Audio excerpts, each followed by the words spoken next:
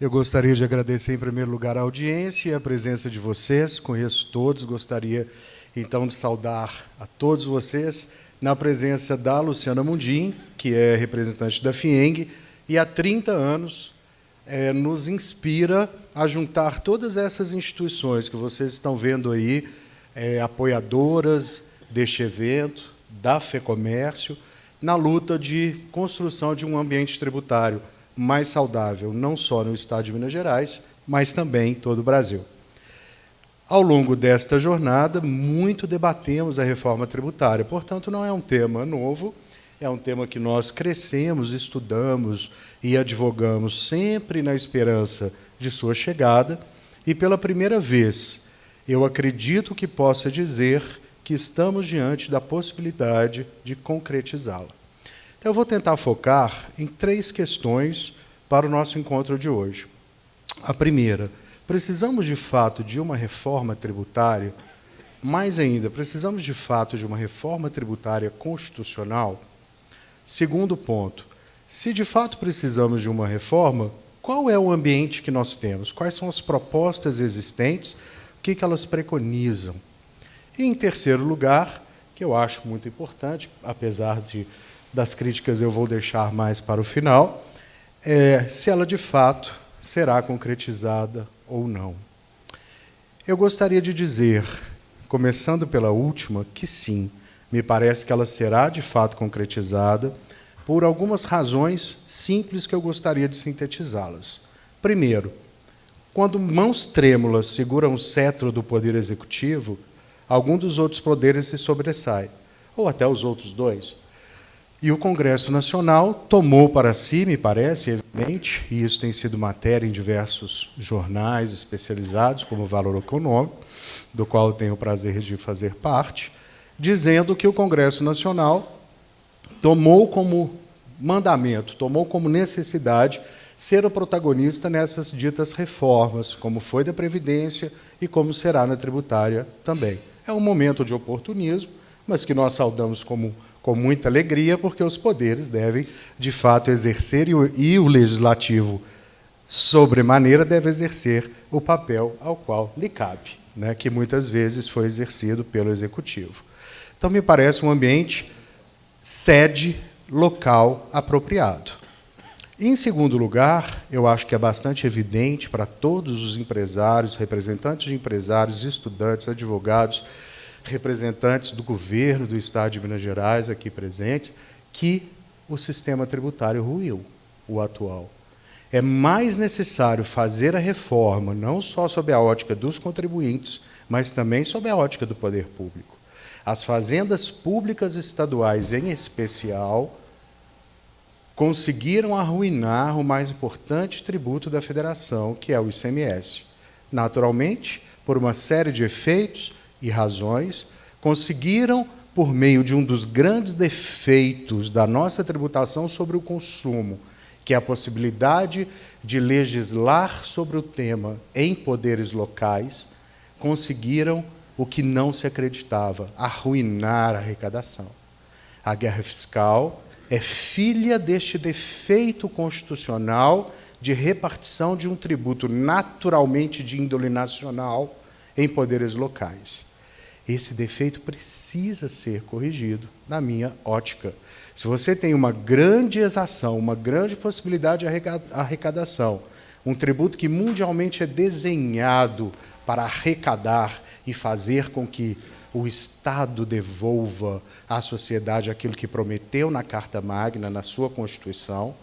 Nós construímos um Estado social belíssimo, nós construímos e idealizamos direitos sociais abrangentes. O SUS é capaz de nos salvar do coronavírus melhor do que fará os Estados Unidos da América e até melhor que muitos países europeus. O que nós idealizamos já no texto constitucional precisa ser implementado. E, para isso, a gente precisa reformular, na minha modesta opinião, o sistema tributário naquilo onde ele falhou. E ele falhou. Os estados estão de joelhos, os municípios também estão, e a União dá sempre o jeito de se salvar. Então, esta reconstrução do Pacto Federativo é que me garante lhes dizer: haverá reforma tributária. a reforma tributária sairá, não mais pela luta dos contribuintes, necessidade da população, ou até alinhamento com a ordem mundial, no sentido da melhor base de tributação, né, da melhor ideia de tributação, mas pela própria necessidade de revisão dos entes tributantes. Então, respondida a terceira pergunta, eu passaria para a segunda. Precisamos, de fato, que a reforma seja constitucional? Todos os senhores leem jornais, senhoras, em primeiro lugar, todas vocês e todos vocês leem os jornais, estão acompanhando as notícias de reforma tributária e estão bem conscientes das críticas a respeito do seu âmbito. Muitos dizem, não precisamos de reforma constitucional, bastaríamos alterar algumas leis complementares, bastaríamos ajustar um sistema que nunca entrou em vigor. Toda esta manifestação me faz lembrar uma anedota que li em um restaurante italiano, que, em razão do coronavírus, a essa hora deve estar vazio, professor Frattari, que dizia o seguinte: lá para os anos 50, 60, não me recordo bem, quando morre Nero, toda a cidade de Roma está em festa, em razão da sua péssima capacidade de governo, tomado pela loucura, destruiu a cidade de Roma através de um fogo. Bom dia, doutor Walter, boa tarde. Nessa anedota, enquanto todos comemoravam a morte de Nero, uma senhora, sentada na calçada, chorava. Perguntaram a ela, por que razão choras? Se todos celebram a morte deste demônio, era o que estava escrito lá na porta deste banheiro, deste restaurante. Ela disse, no alto da minha idade, posso lhe assegurar, o que virá será pior do que tivemos. Então, essa anedota me faz lembrar o discurso de todos que estão, neste momento, querendo defender esse sistema tributário que ruiu. Infelizmente, ele não tem salvação. Parece-me que estamos a chorar com um claro medo, e ele não deve ser afastado, do que o que virá poderá ser pior. A história dirá. Mas nós temos que trabalhar e acreditar para que isso não seja verdade. Então, vamos começar. Terceira pergunta. O que temos diante deste cenário, neste ambiente possível de reformas, considerando que precisamos reformar o sistema tributário porque ele faliu, na minha ótica, e segundo elemento que eu gostaria de acrescentar, a opção brasileira, quase única no mundo, de repartir a tributação sobre o consumo em todos os entes tributantes, permitindo até o que ninguém faz, nem mesmo a Alemanha, um exemplo muito importante de federalismo e federalismo fiscal competente, permitir que municípios e estados possam legislar sobre esta tributação. Embora o problema do Brasil não resida exclusivamente sobre a tributação do consumo, é necessário uma revisão da tributação da renda, é necessário uma revisão da tributação da herança, do patrimônio acumulado, isso não tem dúvida. Em um país tão sangrado pela desigualdade, em que é retroalimentado por um sistema tributário injusto, nós nunca sairemos do status quo atual de um país miserável. É importante que o sistema tributário contribua para apaziguar as desigualdades, redistribuir riquezas, fazer com que, de fato, concretize o Estado idealizado nessa bela Carta de 88, que está sendo ali sustentada por esse saudoso e grande homem, que tivemos a oportunidade de conhecer, lá na vetusta casa de Afonso Pena, Ulisses Guimarães. A nossa Constituição é belíssima. De uma nova, não precisamos, mas de um sistema tributário adequado aos seus anseios, eu não tenho a menor sombra de dúvida. Se é ali que estão três pilares do nosso sistema constitucional, como aprendi com o professor Sacha Calmon Navarro Coelho, se foi ali que desenhamos quem tem competência para quê, como vamos repartir o que se arrecadou e quais são os princípios que protegem o cidadão contribuinte da voracidade fiscal, eu não posso falar em reforma que não seja constitucional. O Brasil constitucionalizou quase tudo que é relevante em matéria tributária. Logo, conclusão lógica, na minha concepção, se a tributação sobre o consumo merece reparo, se é necessário redividir esse dinheiro que será alocado possivelmente em um único tributo. Se temos outras questões a serem tratadas, e se temos que verificar o que não deu certo em relação à proteção do cidadão contribuinte, não há reforma séria que não seja constitucional. Próximo ponto. O principal debate estará centrado na comissão mista que vai dar sequência aos debates no Congresso Nacional, reunindo a Câmara dos Deputados e o Senado Federal, vai girar em torno de duas PECs. Não, obviamente, que serão esgotados ali as únicas propostas e possibilidades de reforma. Cumprindo o que o professor Marcelo me pediu, eu fiz um rápido resumo do que a PEC 45 propõe e do que a PEC 110 propõe. Claro que, para aproveitar o tempo, vou dizer o que é comum em relação às duas e vou lançar luzes sobre o que as difere. Em primeiro lugar, todas as duas PECs estão centradas e direcionam o seu olhar para a instituição do IBS. Recebe inúmeras críticas em razão disso. É claro que ela não pode se bastar em relação à instituição do IBS, mas se temos como premissa que é este o tributo que fez ruir o sistema tributário, que fez ruir o federalismo fiscal, é natural que ele tenha primazia e receba mais atenção em qualquer uma das duas reformas, dos projetos e das propostas. A primeira propõe a união de 5 tributos, IPI, PIS, COFINS, ICMS e ISS. Ela tem como característica principal 7 pontos que todos nós conhecemos, eu falarei rapidamente. A primeira delas, amplia a base de tributação? Resposta, sim. A partir do momento que eu considero que a tributação vai alcançar bens e serviços, e não ficar preso àqueles conceitos de mercadoria ou prestação de serviços que tanto arruinaram a possibilidade de arrecadação, também para os tributos existentes. É difícil dizer se a cobrança pela franquia possa gerar um tributo no Brasil, porque ela não se enquadra no signo prestação de serviços. Então, isso também só existe no Brasil. No resto do mundo, que adota um modelo amplo de tributação sobre o consumo, ou é bem, ou o que não for bem é serviço. E isso você elimina uma série de problemas conceituais que acabam desnudando uma não tributação, fazendo aumentar uma tributação em outra seara. Será cobrado em todas as etapas de produção e comercialização. Também imita o IVA padrão europeu. É natural para nós hoje que a plurifasia seja algo conhecido, mas isso aqui reforça a possibilidade de se evitar aplicações de substituição tributária progressiva como modelo, norte e verdade de tributação sobre o consumo. Este modelo não deve vigorar no IBS. Será totalmente não cumulativo. Eu e o professor Walter, professor Fatari e o Marcelo debatemos como isso será, se já é hoje, não é, como isso irá vigorar.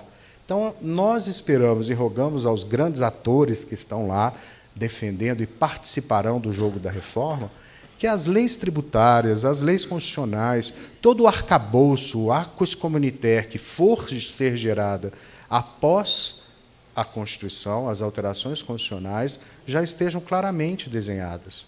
Porque, senão, página virada da emenda constitucional aprovada, nós teremos que reiniciar a discussão do que seria não cumulatividade, para algo que o mundo inteiro compreende como uma simplicidade incrível, porque não pertence ao mundo do direito esse conceito. O direito vai a reboque, protegendo valores. Isso é muito mais do mundo contábil, econômico. Tributou e sofreu o tributo, vai vender e vai pagar de novo, acredita-se, ponto final. Os excessos podem ser contornados, mas nunca o direito e a essência do creditamento.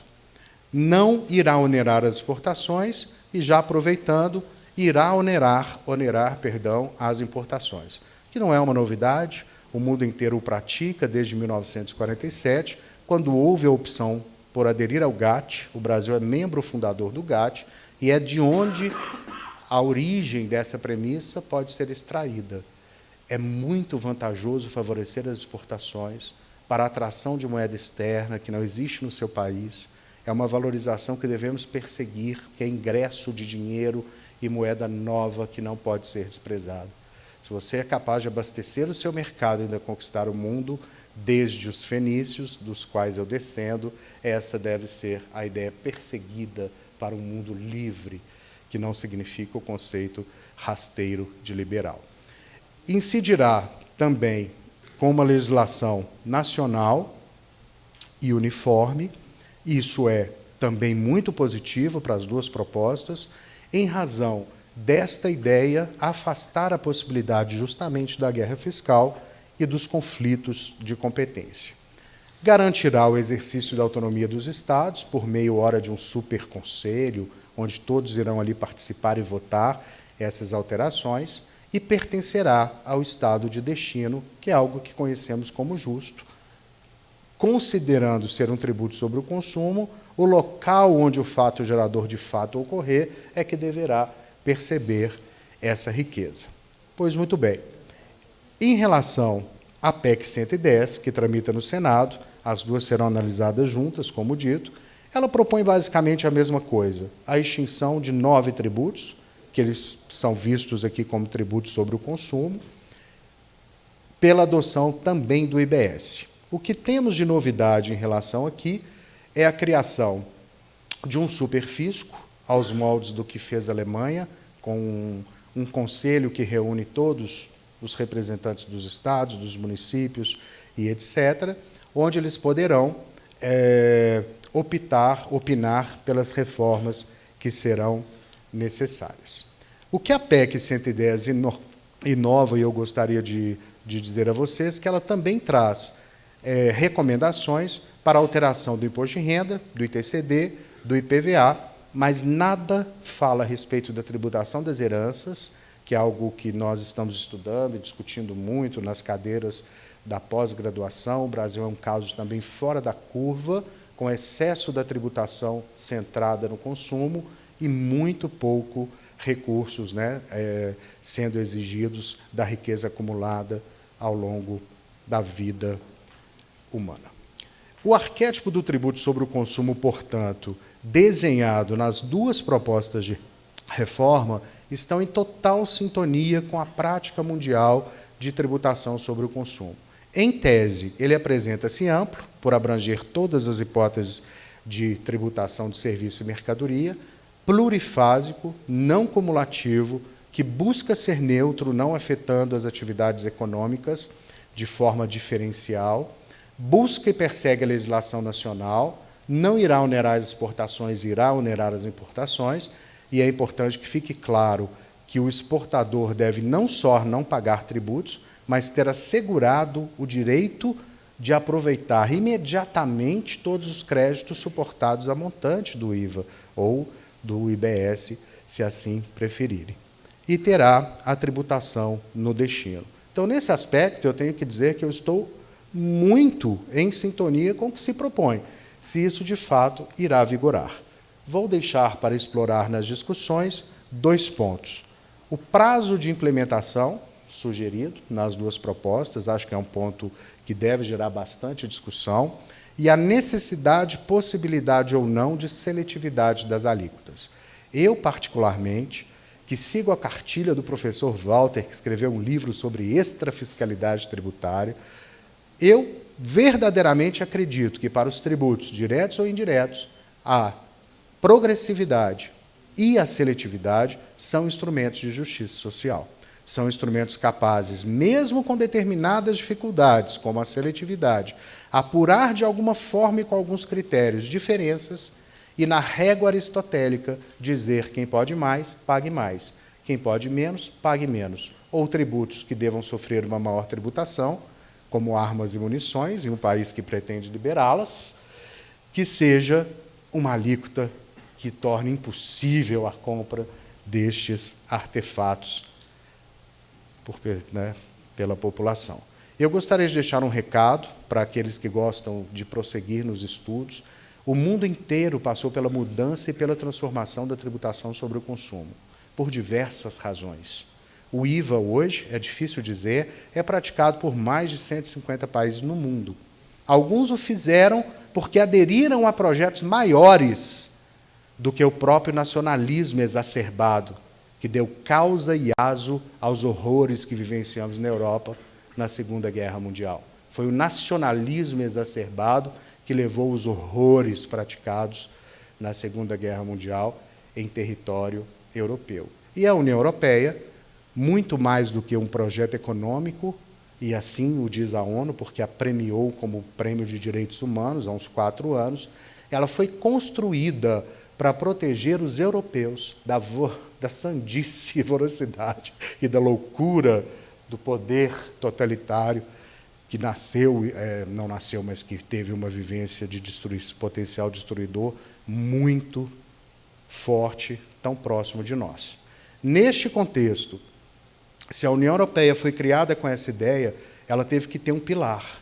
E um dos pilares da União Europeia está no Tratado de 1950, né, que veio ao longo construindo até chegar à União Europeia, que determinou a urgência e necessidade de harmonização da tributação sobre o consumo.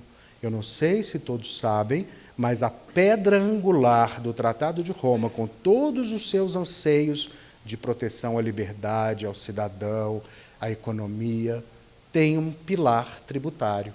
Isso não é surpresa, porque entre guerras, revoluções, inconfidências ao longo da história, nós sabemos que a nossa matéria sempre esteve lá. Nós somos realmente muito importantes, estudiosos do direito tributário. Então, se tem um germe, um pilar ali fundamental, foi a opção pela harmonização.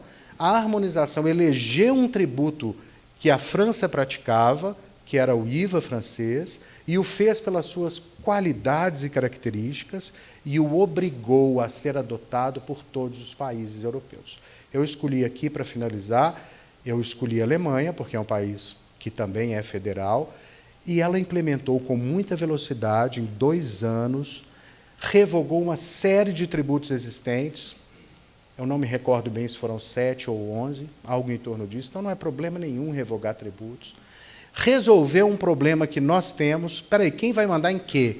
E nós vamos tirar o poder do Estado, né? Que, lógico, lá tem outro nome, dos municípios, como é que vão ficar os bundes, os landes e etc. Eles resolveram tudo isso. Então, há possibilidade de estudo e pesquisa. Não há porque temer algum tipo de alteração.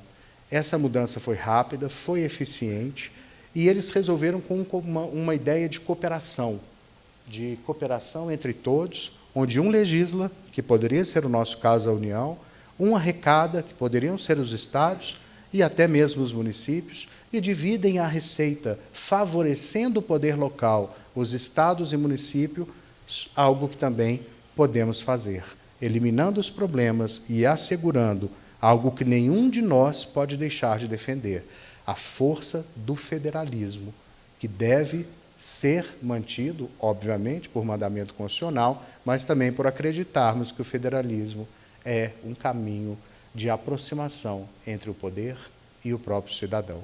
Na cidade que vivemos, aqui que vivenciamos os problemas, se as escolas estão boas, se os nossos filhos estão indo para a escola com segurança. Então, é muito importante que o município saia fortalecido desta reforma tributária para que não tenhamos o medo do retrocesso da velha romana. Então, em conclusão, eu acho verdadeiramente que precisamos de uma reforma constitucional, com todo respeito a quem discorda de mim. A solução inicia-se pela organização da tributação do consumo. A reforma deve alcançar também, óbvio, a renda e o patrimônio, pelos defeitos já rapidamente elencados, e precisamos também rever a repartição de receitas, já que esse novo tributo ele precisa ser, em primeiro lugar, bem arrecadado, mas, antes de mais nada, bem distribuído. Força aos municípios, força aos estados, e eu espero que a gente saia desta experiência melhor do que entramos. Muito obrigado.